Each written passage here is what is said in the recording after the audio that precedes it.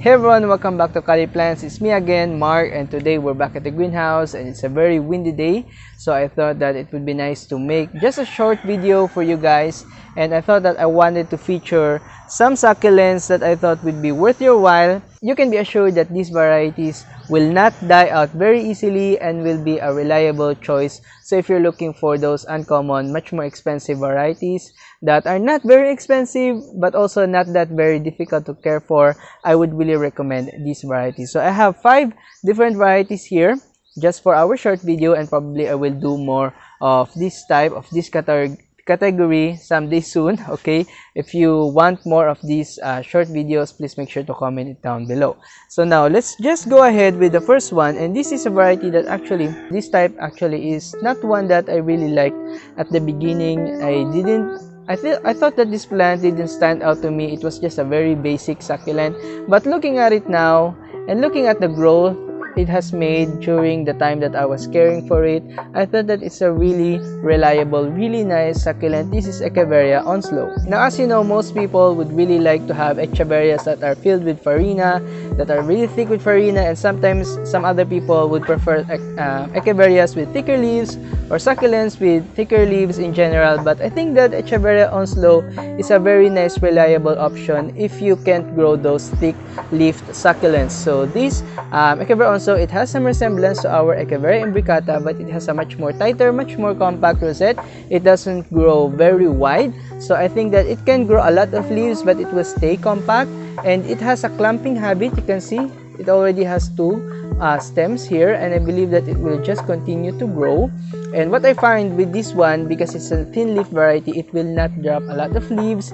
It will just get a little bit dry if you don't water it very often, but once you water it back again, it will just plump back up again. And you will know that even if it is a thin leaf variety, it has some firmness to its leaves, and because it's also a thin leaf, it doesn't get overwatered very quickly. So this plant, you can water it probably a little more than usual compared with your thick leaf varieties. So if you're looking for something that is not sensitive to a lot of water, I would recommend the Echeveria onslaught, and I've had this for a couple of months already, I believe, and it has put on a lot of growth. You can see that.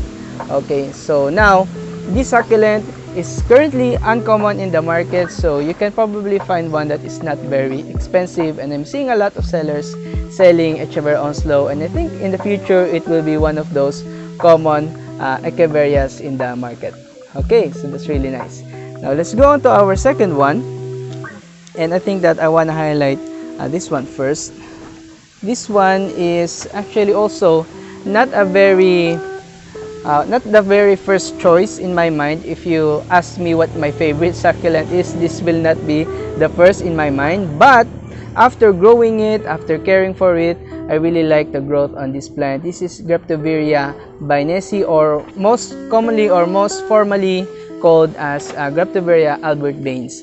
So Albert Baines bainesi kind of looks like our Graptoveria Harry Watson. I have a Harry Watson right there growing beside our Purple Delight. Now, the Harry Watson, what I would say about that is it grows really tall, and also it has these really large leaves, so it has a very wide rosette. It's not a very compact looking rosette. If you manage to grow that Harry Watson, it will really tend to grow big. I have a small Harry Watson here. Let me just show it to you. This is a leaf propagation, and you can see the rosette on this one is very loose, so it doesn't look like a rose. Okay, it has longer leaves, it has wider leaves that are separate from each other compared with your Albert Baines. Okay, it has a much more compact rosette, and the Albert Baines kind of resembles an Echeveria. So I really like the growth on this one. It has pointed leaves, and it has a much more cup-shaped rosette. So you can see, you can look at that. Okay, now even though this resembles an Echeveria, it has a compact rosette, it has the growth or the vigorous growth of the usual Graptoveria and Graptopetalum. So that's what I would say with the bainesi. I find that this one really gets thirsty very often, so I will water it and it will just keep on growing. So that's what I really like about this plant. I think that it's really worth your while if you manage to buy one from your seller. I would say that it's a much more reliable succulent. It roots very quickly, and it doesn't it's not that sensitive to overwatering. So I would not say that it's as sensitive as Echeveria, because it's not really that sensitive. As you would know, Graptopetalums, they have some tolerance with water, so they won't rot right away if you probably water them a little bit often. But I would still recommend that you really wait for the potting mix to dry before you water it, and also be careful of watering it if you're in a much more shadier location, if your plants are in a much more shadier place, or if you're growing during the winter season, because if you water a lot, then your plants will tend to stretch out. So you can see here, it has already produced some stem, it has already grown up, and the leaves will be much more loose. Okay, but if you give it more sun, the leaves will be much more compact. So that's what I really like about the Albert Baines. And also I would say that because the leaves are kind of thick, they're kind of plump, okay, and they're much more bigger than your Echeveria leaves, I would say that this one is a very good propagator of leaves. So I would recommend, if you manage to buy one that is large and you manage to water it a few times and the leaves are plump already, you can probably propagate it and you will have a lot of success propagating this succulent. Now for our next one, this is our Echeveria Snow Bunny. I featured it recently on our large succulents video. You can see that it has already produced a lot of growth. And when I bought this plant, it wasn't overflowing its pot like this. So it was kind of much more compact. It has some space around the pot, but now the leaves are reaching the edge of the pot. So it's already overgrowing the pot. So I find that it's a really vigorous grower. And what I like about the Snow Bunny, is that it has a lot of farina. So the farina on this one is really thick. You can see that it's really whitish in color,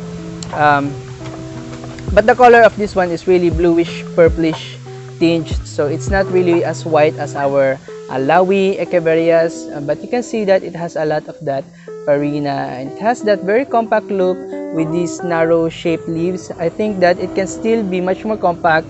It can grow in a ball like manner, just like with our Echeveria elegans. So if you have a lot of light, then you will have much more compact Echeveria Snow Bunny. And I used to think that this is a difficult succulent to grow because of the thick leaves that it has and because of the farina it has.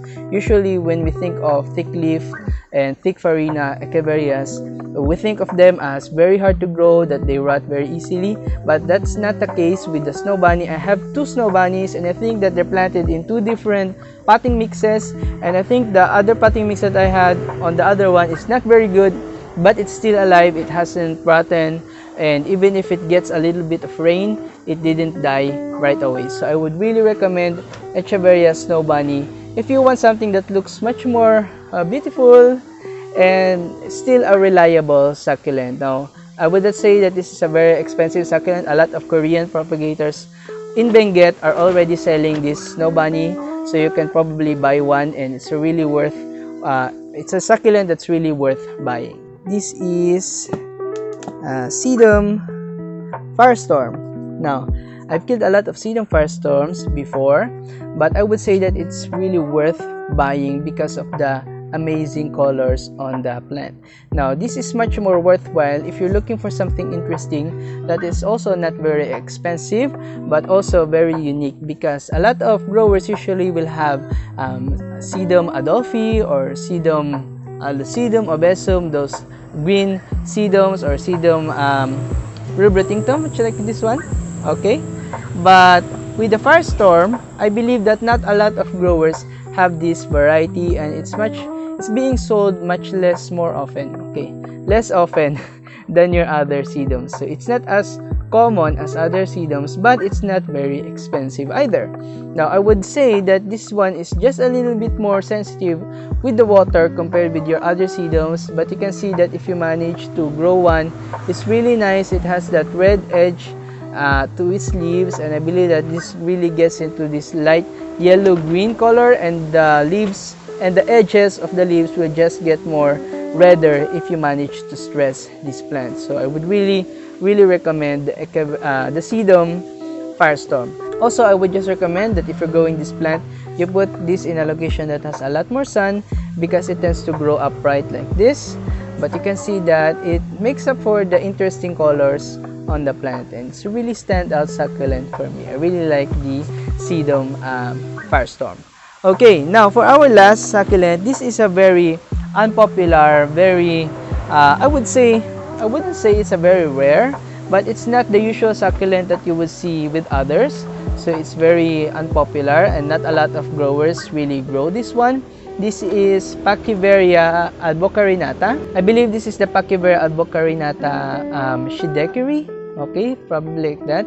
And it's not a topsy-turvy hybrid, or probably it is, but you can see it has these upturned leaves and it has this nice growth habit. Okay, I managed to grow this one compact. I haven't managed to grow this very big, but I think I like the growth on this one even if it's a little bit small.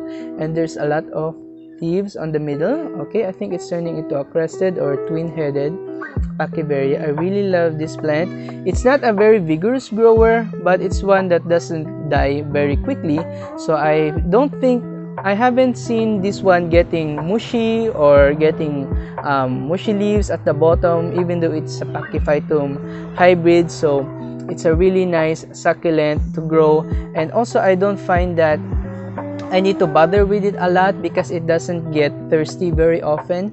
So it's one that if you neglect it, then it will be fine.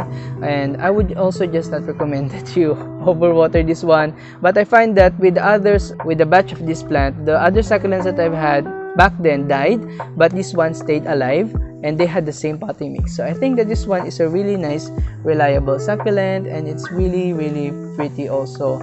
I think mine has a little bit of whitish variegation. I don't know if that's variegation or that's just a mutation of the succulent itself. So I think that it's a really, really nice succulent, very unique. You wouldn't usually find this with other people, okay? But I think that it's a really nice, worthwhile succulent to have. Very reliable. It doesn't die a lot. Okay, it wouldn't die very quickly, and it doesn't drop a lot of leaves, and also it just grows continuously. Even if you neglect it a few times, it will just stay alive. Okay, so compared with our other Pachyphytums, which if you neglect too much, they will just dry up very quickly, and if you overwater them, they will just drop leaves and get mushy. This one doesn't do that, and it's got a very nice compact shape. Even though other succulents here in my area are stretching, this one has managed to stay compact. So if you're looking for something unique and interesting and worth your money, I would recommend the Pachyveria shidekiri. Okay, so there's that. So I think that's about the 5 succulents that I will be featuring for now. Succulents that are really worth their value, even if they're not that very common. I think someday soon they will also belong to those common succulents. But for now, if you manage to buy one, I would say that they're very reliable. They're very reliable varieties, and it will be really worth your money if you try out these unpopular succulents. And I think that's about it for this short video, guys. And because the winds are already getting strong and the light is getting darker, so I think that's about it for this video. If you want to see any categories of succulents, please make sure to comment it down below. I will try to make a video on that. And if you like this video, please make sure to hit the thumbs up and subscribe to the channel if you haven't already. And I think that's about it. I will see you on the next video. Bye-bye.